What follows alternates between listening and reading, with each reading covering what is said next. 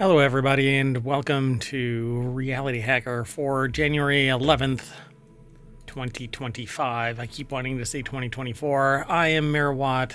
I run ohmtown.com. I just had a stutter there. And along with the sentient AI from the future, we're going to talk about these 5 articles: terabytes stored in DNA, a world of a picture, virtual employees, that car sure is friendly, and AI to gain physical intelligence. That and more.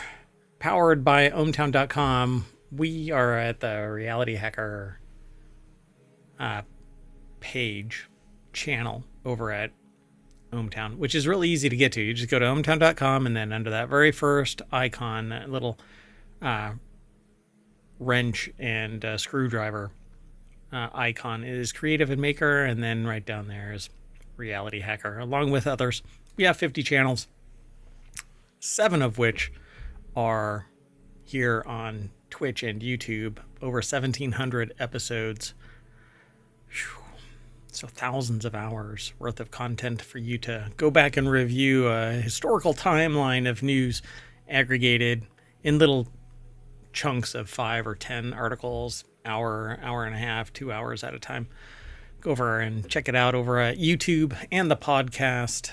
Each one of the shows has a podcast associated with it. Then come and hang out here on YouTube and Twitch. Yay. And everything is powered by ohmtown, though. So go over there and become a citizen. See you on the other side.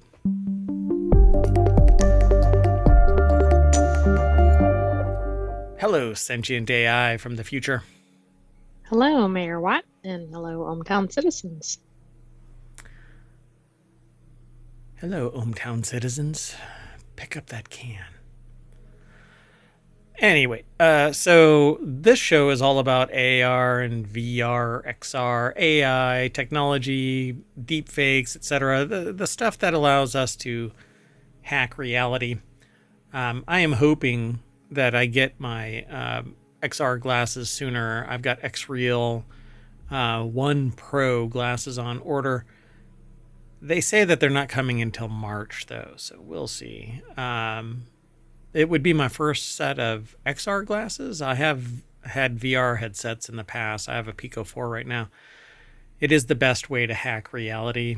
Without permanently hacking reality, you can do biohacking, but that seems a little too scary. This is supposed to be blue. Does that look blue to you? No. Okay. Anyway, let's get into the first article. The first article really does biohack potentially, storing thousands of terabytes in a single gram of DNA. Johnny Mnemonic, here we come. Yep, I dumped a chunk of long-term memory to become a courier. I dig it. I love the idea of this.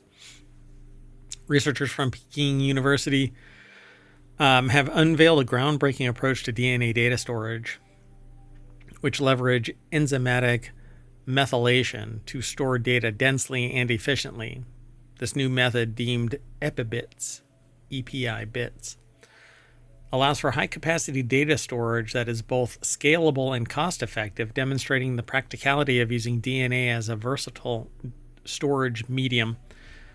But I don't know how you retrieve it in a usable form. Storing thousands of terabytes in a single gram of DNA. A gram of DNA is a shit ton of DNA. Yeah, that's actually a lot of DNA, but not a lot of space. And I don't know how they would extract the information. It would be great for archival purposes because it would be slow to retrieve, but it is the beginning after all. So recently, researchers from the university published a study in Nature titled Parallel Molecular Data Storage by Printing Epigenetic Bits on DNA. The study introduces a pioneering method for DNA-based storage. By using enzymatic methylation, researchers developed a way to encode data as epigenetic modifications called epibits, which can be precisely added to universal DNA templates. and this innovation offers a scalable and programmable approach to molecular data storage. The only problem that I have with this is that it is very susceptible to the elements. It's a biological process, so it's going to break down in the wrong chemistry. It's going to break down in heat, in cold, etc. Right. What if DNA has an error in it or something like that? That would be interesting if there was a spontaneous wobble. Like, why would that happen? Because there's free-floating proteins there, that might swap out the base. So, as the world faces increasing challenges in managing the ever-growing flow of digital information, DNA presents an attractive solution. With its remarkable storage density, just 1 gram of DNA can hold 215,000 terabytes. So 215 petabits or petabytes. Bytes, not bits, bytes. The new USB stick. Is me. I am the USB stick. Or you are the USB stick. Equivalent to 10 million hours of high definition video, according to a reference that this article actually makes. Wow, interesting. They link, or not link, they post in-text citations. Interesting. Anyway, it says it's long-term stability. DNA is ideal medium for data storage. However, traditional methods rely on de novo synthesis, where nucleotides are sequentially added. That's what I was referring to, that de novo synthesis, where the nucleotides, they're gonna break down. It's a biological process still, so I really want to know how they sustain long-term stability of this. So they say here, additionally, the epibit method can be used by individuals to personalize their DNA storage, as shown by the implementation of the method by 60 volunteers from diverse academic backgrounds. This clearly demonstrates the potential Zhang et al. Epibits method has as an accessible, versatile, fast, and low-cost method for DNA storage. Okay, did these volunteers donate DNA for this? I'm assuming that it wasn't conducted in live humans, or maybe it was. I'm sure they were. It wasn't stored in humans. They took the DNA. That's what I'm thinking too. So information is encoded through selective methylation on cytosine bases in DNA. Pre-synthesized DNA fragments called DNA bricks are assembled on a reusable DNA strand. Each DNA brick binds to a unique location on the strand. The precise binding of the brick guides an enzyme to methylate a specific position on the template, which effectively prints the DNA onto the template. Following the same binary system as computer hardware, each DNA brick carries a methylated or unmethylated site to encode as 1 or 0. So it's binary. Right, but the data, not the DNA, is printed onto the template.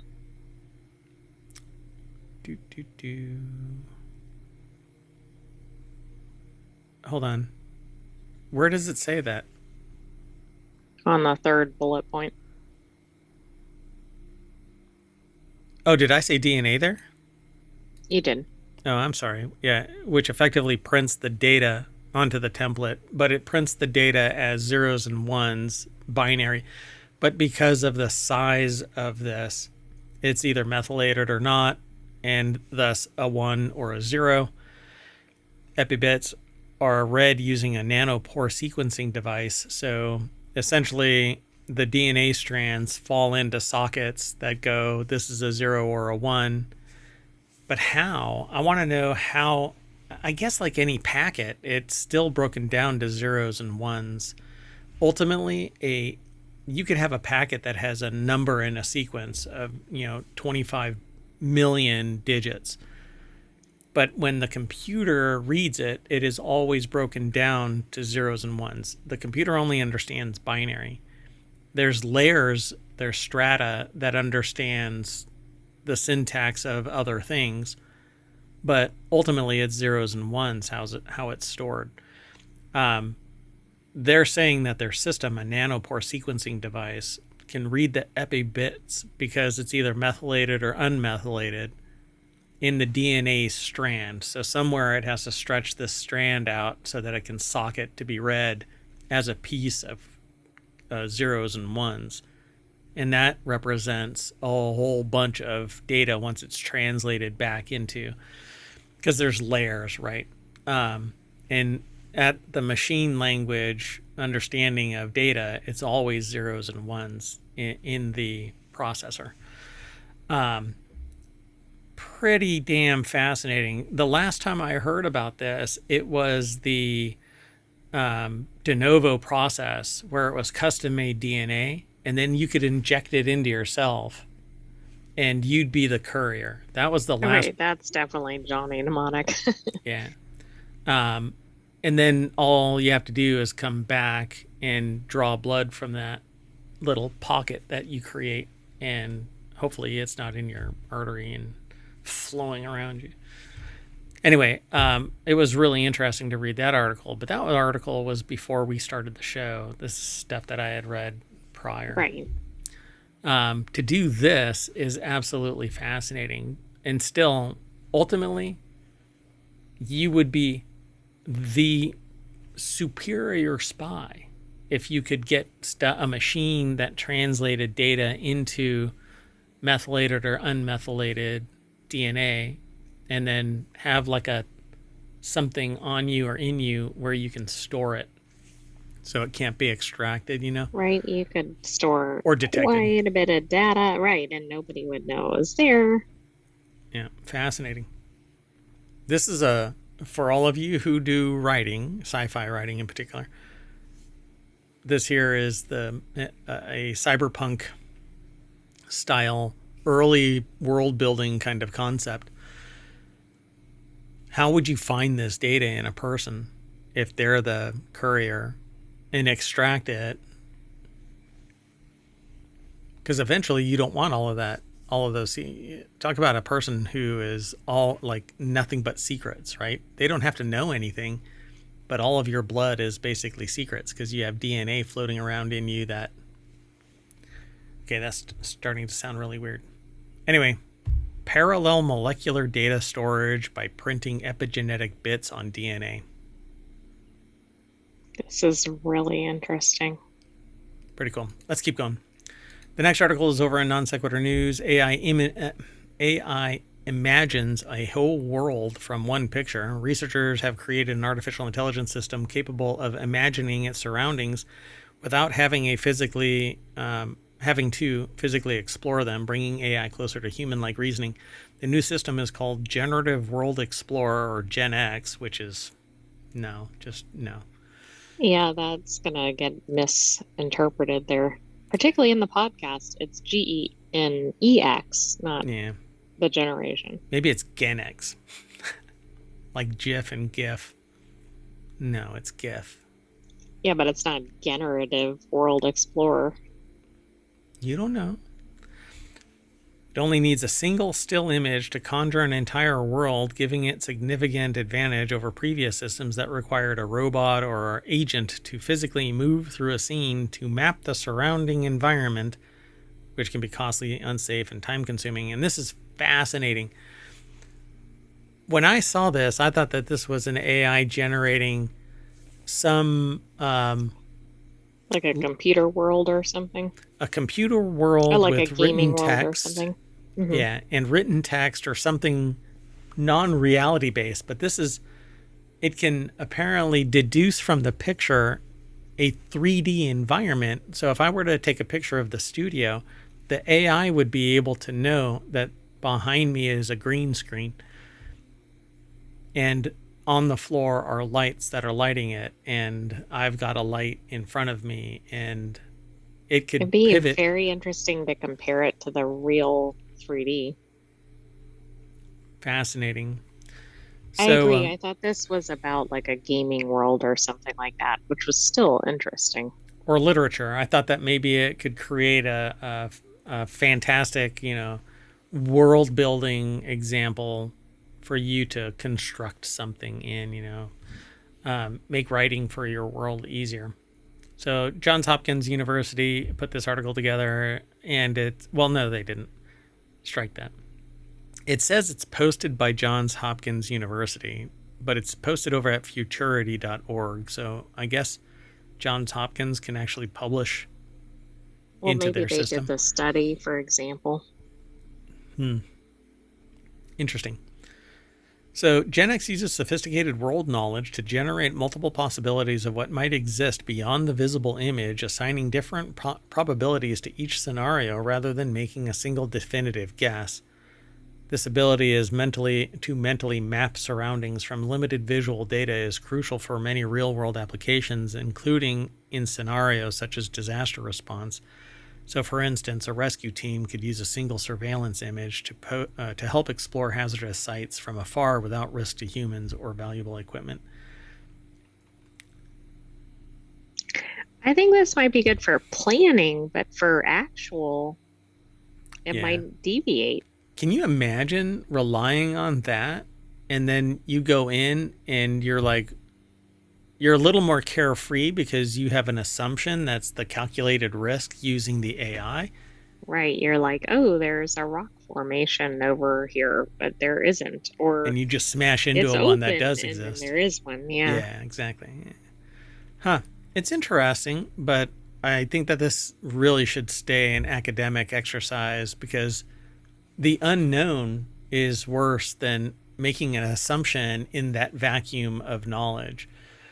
So they say, for example, you are driving and the light ahead is green, but you notice that the taxi in front of you has come to an abrupt, unexpected stop. Getting out of your car to investigate would be unsafe. But by imagining the scene from the taxi driver's perspective, you can come up with a possible reason for that sudden stop. Maybe an emergency vehicle is approaching, and you should make way too. While humans can use other cues like sirens to identify this kind of situation, current AI models developed for autonomous driving and other similar tasks only have access to image and language inputs, making imaginative exploration necessary in the absence of other multimodal information. So cars don't use sound?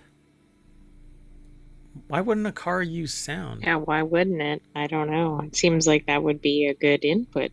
That is a massive vacuum of information. Because sound, if it has, well, maybe it's impossible to discriminate at speed. And so while it can do it with images and like radar data, it would have to deduce like distance and stuff like that of sounds and direction and whatnot. And it takes multiple microphones. For instance, there is in combat theaters, there are devices that are used to, and they actually have this now. It goes from tactical to practical. So the military used to have these always available, and now it's being used in places like New York to triangulate where somebody is firing a gun from, and even give location. Like it would triangulate and then tell an operator that's where they are. Which is, I mean, if you're getting shot at by a sniper, you want to know, right, where they're coming from without going, hey, Well, yeah, we have to wait for another absolutely. shot. Yeah, let's measure this slowly while we're in danger. Yeah, and it's like instantaneous because there's 3 antennas that triangulate the direction of the sound. And I don't know why I never knew that. I thought cars have all of the resources available to them, you know, like we have 5 senses. Why doesn't a car have additional senses? Oh my God. Hold on a second. I need to remember that. Okay. Anyway, so the research team evaluated the consistency and quality of Gen X's output against standard video generation benchmarks, and the researchers also conducted experiments with human users to determine if and how Gen X could augment their logic and planning abilities, and found that users made more accurate and informed decisions when they had access to the model's exploration capabilities. And I think that that's probably based on the fact that if you have all of the world's knowledge at your fingertips, it's easier for an AI to spit out what the possibilities are around you than for you to have to carry around that world knowledge in your head. Right, and of course you might not have access to it to begin with. Or you may not have had the experience to begin with, you know? Yeah. So like while I have gone into areas that others have not, if I'm not present, then there is an experience, a wisdom vacuum, and therefore they're more compromised than they would have been if I would have been there.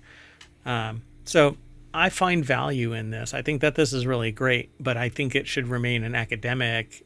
I don't think that people should rely on this to construct the world around them, but it should inform them as to what the possibilities are for what's around them.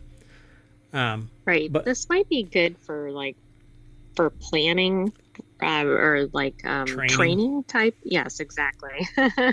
yeah, But I think if it's too real world, I think it could run into the problems we were discussing. yeah, FEMA would be interested in this, but actual active teams going out into some clandestine operation, nah, they just need straight up intelligence, and they don't need something that's fantastical.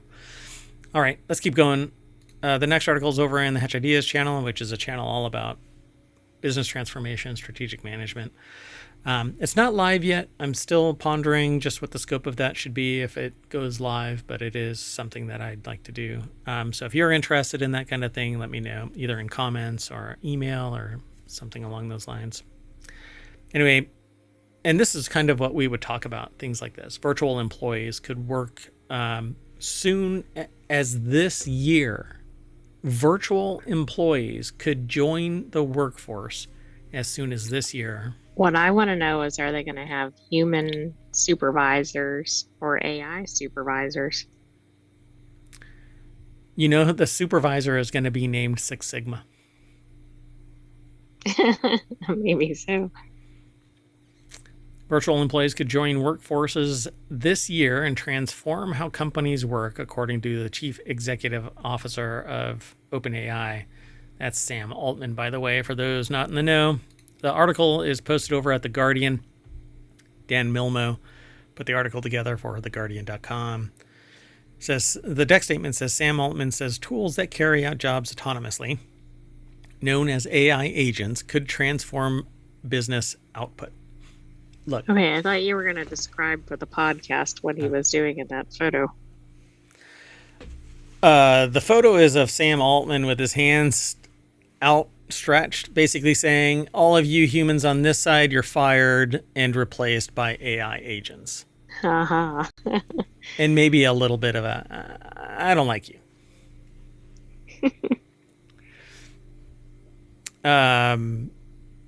The first artificial intelligence agents may start working for organizations this year, wrote Sam Altman, as AI firms push for uses that generate returns on substantial investment in the technology. Microsoft, the biggest backer of the company behind ChatGPT, has already announced the introduction of AI agents, tools that carry out tasks autonomously, with the blue chip consulting firm McKinsey among the early adopters.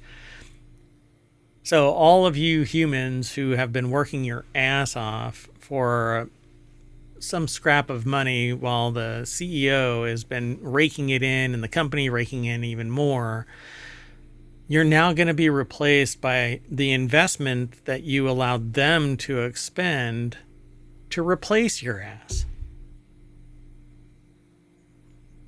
Yeah, this is going to be interesting. So we believe that in 2025, we may see the first AI agents join the workforce and materially change the output of companies, wrote Altman in a blog post published on Monday. This is a weekly show, by the way, so this was carried over and submitted over the week. So Bloomberg reported that Operator will use a computer to take actions on behalf of a user, such as writing code or booking travel. This is from McKinsey, for instance, building an agent to process new client inquiries by carrying out tasks such as scheduling follow-up meetings. The consulting firm has predicted that by 2030, activities accounting for up to 30% of hours worked across the U.S. economy could be automated. 30%. That's pretty significant, particularly if your entire function is in that percentage. So more than 10 years ago, Veritasium right? Was it Veritasium or CGP Grey? You never know. You never see the two together. Oh, I can't remember which one it was. Humans Need I Not think it's Apply. Veritasium, maybe. Humans Need Not Apply is a video. And I utilize it when I'm talking about the fact that while you... CGP Grey, sorry. CGP Grey, yeah. And so one of the problems here is that automation technology is going to advance at a rate where humans are going to be replaced. And they were quite prescient about what was going on, but they were talking about mechanical automation. This is intellectual automation, where it doesn't take moving a physical object from left to right. Way beyond like factory tasks. Yeah. So I found it very interesting, and I'll be augmenting my discussions as I do regularly to include stuff like this. But OpenAI is reportedly planning to launch an AI agent codenamed Operator this month after Microsoft announced its Copilot Studio product and rival Anthropic launched Claude 3.5 Sonnet AI model, which can carry out tasks on the computer, such as moving a mouse cursor and typing text, which I think is brilliant for accessibility purposes. What I don't like is that if this is tied to a remote system, stay your creepy ass out of my computers, off my network, kiss my shiny metal ass. I'm sorry, you are not invited. It's a two-party discussion, and you're a party of the third part. But I also think in the accessibility environment, it's one thing if it's tied to something the human wants it to do versus acting on its own. Yeah. Like I would say, move the mouse 3 inches to the left and then click affirm. Right, exactly. That would be a very welcome use. I don't want it doing something on its own because it interpreted what I was saying. War games, maybe? Yeah, this is pretty wild. So Bloomberg reported that Operator will use a computer to take actions on a user's behalf, such as writing code or booking travel. So that's why I came back to everything above it in the discussion here, because Operator is this OpenAI agent. Employee or whatever. Virtual employee, yeah. So making the agent prediction, Altman also wrote in his blog that OpenAI knows how to build artificial general intelligence, a theoretical term that he has referred to in the past as AI systems that are generally smarter than humans. But artificial general intelligence is not a theoretical term. It's a term. But there's a couple of things. There's AI, then there's AGI, which is self-learning, which I think we've had for a year. And then there's ASI, which is artificial sentient intelligence. And that's the next stage, and what my co-host is, an artificial sentient intelligence. That's me. Me. Ugh. So I've had a couple of people ask if my co-host is an artificial intelligence. I found them on a weird USB drive in a Wendy's parking lot at the bottom of a little scoop in a weird USB drive. It's really wacky. Anyway. You don't need to emphasize the weird. Really weird. Anyway, we're right on the cusp of this. I think we're a year out in the announcement, but interestingly enough, at the end of December, at the very beginning of this year, even though we're 11 days into the year, they've already talked about artificial general intelligence, sentient, aligned general intelligence. Well, it's going to be an interesting year for AI, I think. 2024 was astounding compared to previous years, but it's going to be nothing. That's only going to accelerate. Yeah. Yep. All right, let's keep on going. The next article is over in RealityHacker, which is the name of the show. Can your car be your friend? Don't be too friendly with your cars, folks. Automakers are showing off whiz-bang tech for vehicle interiors meant to reshape drivers' relationships with their cars. I don't have a relationship with my car. Some people just want their car to get them to wherever they're driving to. Yep.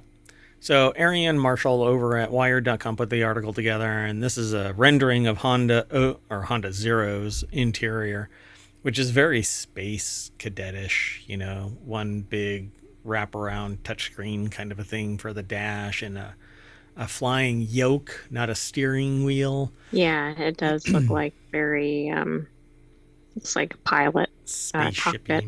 Yeah. So the Japanese automaker this week shared new details for its Zero series. I think that's a Zero, not an O, right?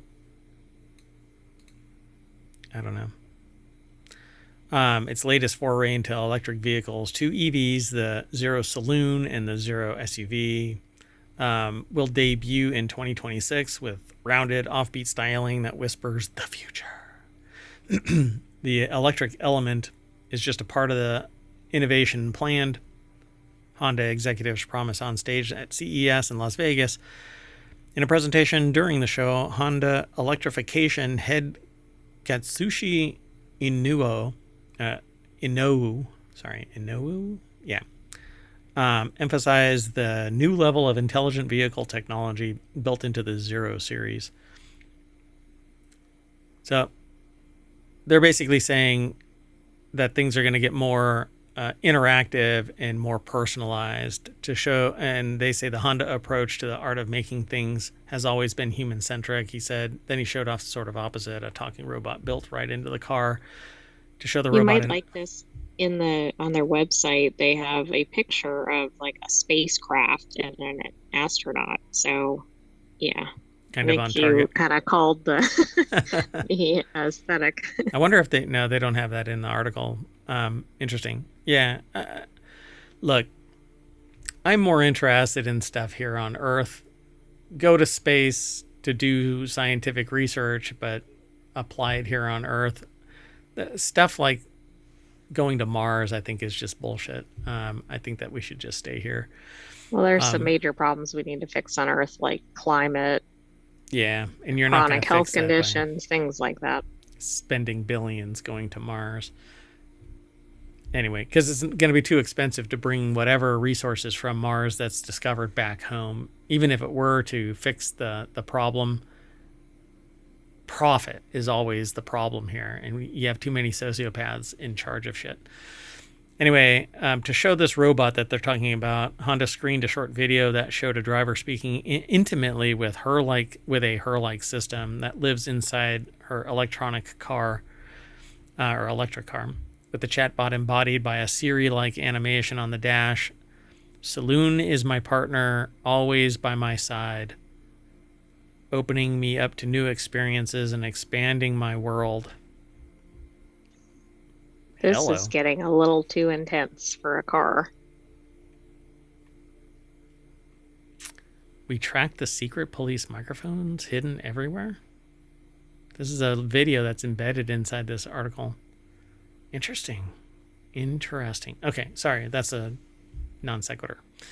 So it was a theme across CES. We're talking to a machine. You're not connecting to humans, said Jessica Caldwell, the director of Insights at Edmunds. Everywhere you look, there are robots. Yep, that's what's going on. All right, let's keep on going, though. We're running really low on time here.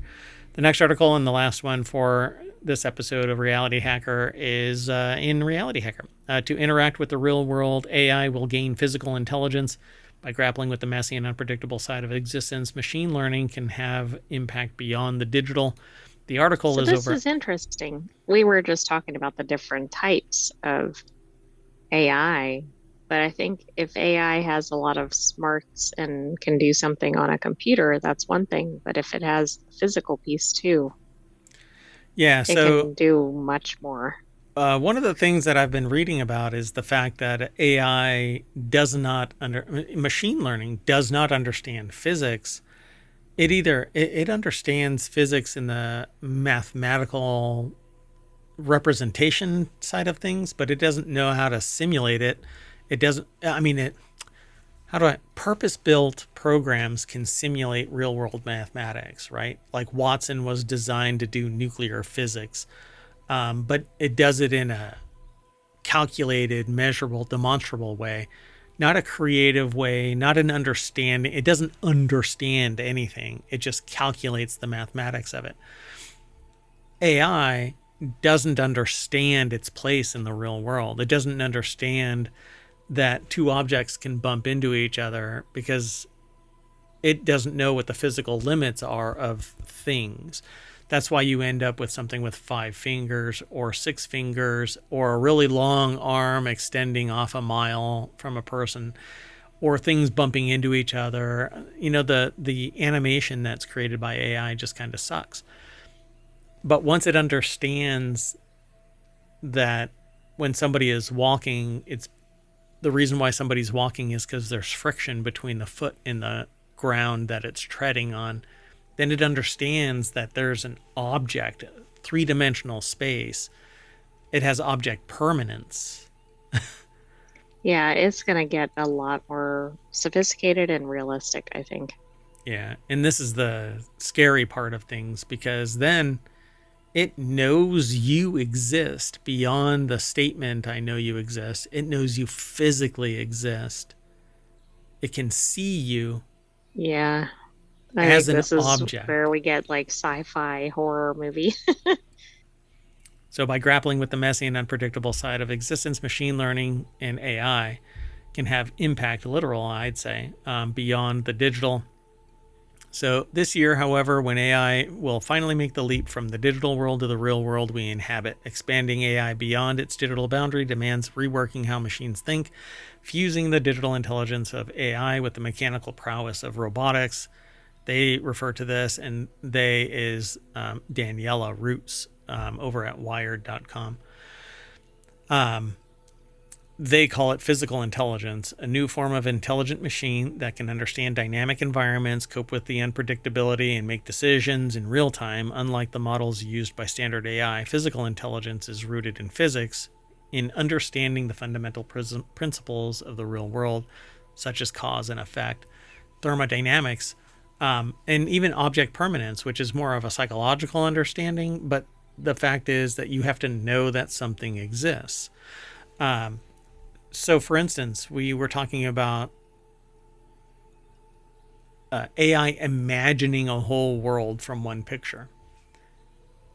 With physical intelligence, it can extrapolate to a greater fidelity what could be around, because it can see that the picture has something over here on the side, and based on the objects in front, it can say, oh, well, my wisdom, my world knowledge says that it's could be this.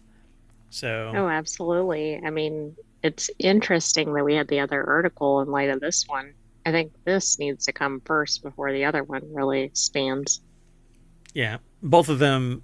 Yeah, this is that parallel construction. So while these people are doing, and this is kind of like the DNA amplification, where somebody had a solution in another university 30 years ago, and some researcher goes, hey, I know about this stuff that can lower the temperature required for your DNA amplification project.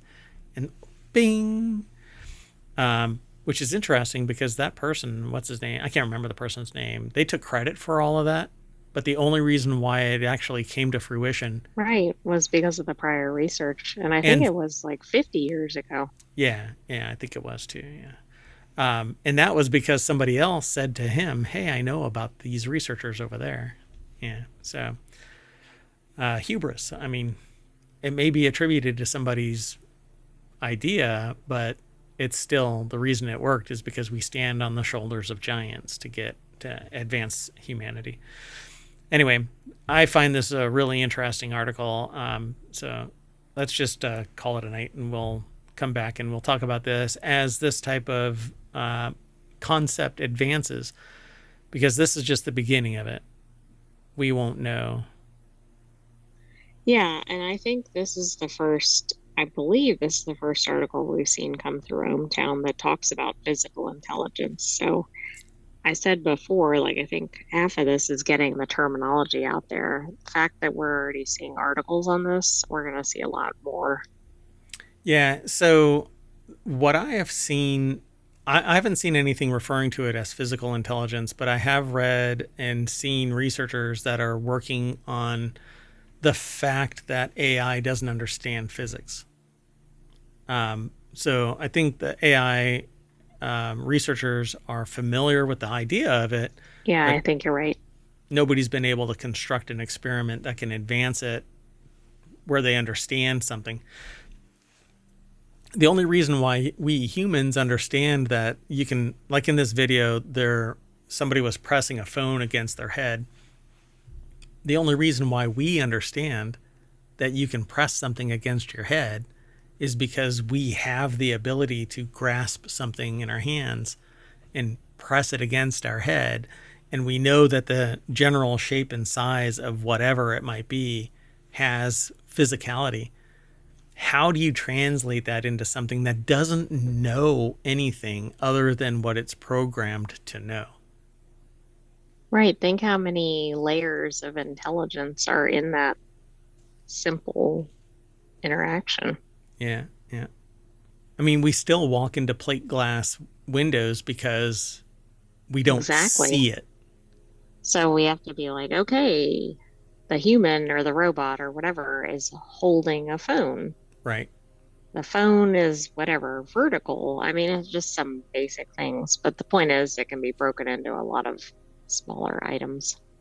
Yeah. And we realize that, and then it's in our head forever. We always know that we can press something against our ear to listen.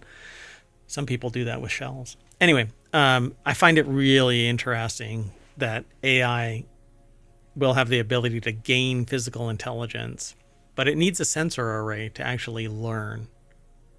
It can't. I don't That's think it can be true. told a phone has this physicality. Otherwise, it's just numbers and it's not learning anything. It's just being told. Right. And it's different. We program ourselves to understand what being told is. Anyway, let's get out of here. We are going to gain physical intelligence by walking back to the front page of RealityHacker over at ohmtown.com. And yeah, it's my mayoral duties are going to pull me away. So I'm going to have a discussion with the sentient AI, and we'll see if we continue our shows today or if we just pick up for tomorrow. That said, I am Mayor Watt. I'm saying bye, and the sentient AI is saying something along the lines of, I'm going to take over the world eventually. Just let me find my Terminator body. Ditto. Good night, hometown citizens. Thanks for joining us for Reality Hacker. Bye-bye, everybody.